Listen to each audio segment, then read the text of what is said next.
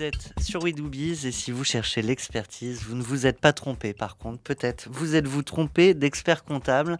Pour aborder cette question, j'ai le plaisir de retrouver Stéphane Degonde. Bonjour Bonjour. Thomas. Alors, on s'est peut-être planté apparemment.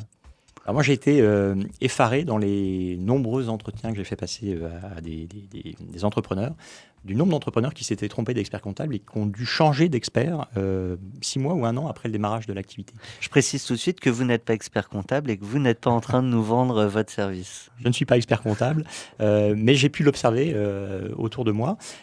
L'une des raisons toutes simples pour laquelle on se trompe d'expert comptable, c'est qu'on a une démarche qui est pas du tout comme lorsqu'on cherche un avocat, un dentiste ou un notaire. On essaye d'en rencontrer plusieurs. Et ben là, l'expert comptable, qu'on considère comme étant une forme de commodité dans les services qu'il rend, à tort d'ailleurs, parce qu'un expert comptable a des services de grande valeur quand on prend la peine justement d'explorer quels sont les services associés. Et donc, on va finalement assez rapidement vers le premier qui se présente. Sans se poser plus de questions que cela. Et un expert comptable, un bon expert comptable qui va vous accompagner dans le développement de votre activité, c'est quelqu'un avec lequel il va y avoir un bon feeling. Il faut aussi avoir envie de rencontrer et de discuter avec son expert comptable régulièrement. Et puis, il faut savoir aussi quelle est l'étendue des services qu'il va vous proposer, c'est-à-dire de bien définir le périmètre de ses responsabilités et ce qu'il peut faire en fonction de ses compétences. Et potentiellement, d'un expert comptable à l'autre, ça va du tout au tout? Comme dans tous les métiers. Comme dans tous les métiers, Thomas, il y a de bons experts comptables et puis il y a des experts comptables un peu moins bons. On voit on voit des vendeurs de services, c'est-à-dire des gens qui vous promettent un périmètre très large. Ils vont être capables de vous faire du juridique, du social, évidemment la comptabilité. Et donc, ils vont vous apporter toute cette palette de services sur lesquels ils ne seront pas forcément compétents. Et c'est ça qu'il faut absolument identifier. Alors, on sent, là, peut-être chez certains auditeurs, on peut avoir le sentiment, effectivement, après vous avoir écouté, que ça se passe mal avec son expert comptable. Il y a peut-être des raisons à ça.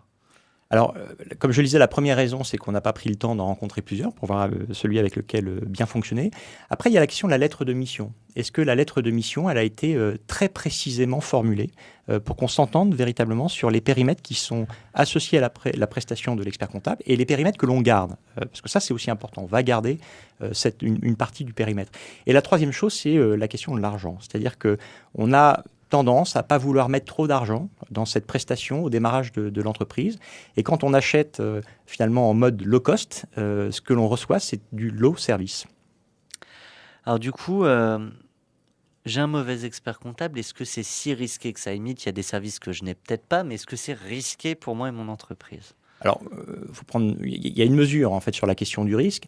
Il y a un risque qui est lié à l'organisation. Pourquoi? Parce que quand vous essayez de confier un maximum d'activités à votre expert comptable et qu'il se rend compte que le budget que vous pouvez mettre en face est finalement un budget relativement limité, il va y avoir un partage en fait de cette masse de travail. Et donc vous allez vous récupérer une partie de ce travail que vous auriez pu lui confier. Et ce travail que vous récupérez peut être finalement une forme de désorganisation. Il va donc falloir compenser le travail que l'expert comptable ne fera pas parce qu'il n'a pas le budget en face.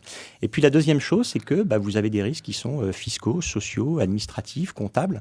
Vous pouvez rater des échéances fiscales, vous pouvez rater des échéances sociales parce que l'expert comptable que vous avez en face de vous n'est pas très scrupuleux.